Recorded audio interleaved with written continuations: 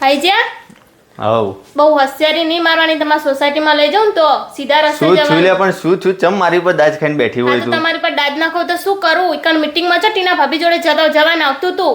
ઓય જોડે બેઠા હતા નતું તમને સારું લાગતું કે એના જોડે જઈને ખુરશી લઈને જતા રહ્યા? બિચારી એકલી બેઠી હતી એટલે હું જોડે જઈને બેઠો. એકલી બિચારી એકલી બેઠી હતી તો જતા જ રહો ને. પણ એવું હતું એના ઘરે. આ જો આ મોકો આપ્યો તું મને જવાનો. જો તો ખરી મોકો નહીં હારા લાગતા કોઈ. બહુ હોશિયારી ના મારો.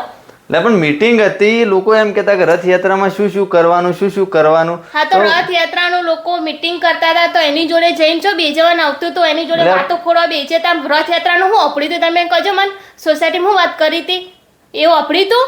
બસ પેલીના કોલમાં શું વાત કરતા ને એ જ ખબર નથી પડતી મને તો. વાત થતી હતી મીઠી નહીં હસો કોઈ. હારું હેડ શું કીધું રથયાત્રામાં કે ને?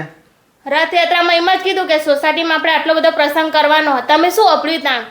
પેલીમાં જ પડ્યા હતા ને એટલે તો કોઈ વસ્તુ અભળતા નહીં. એટલે મીટિંગમાં તમારે આવવાનું જ નહીં.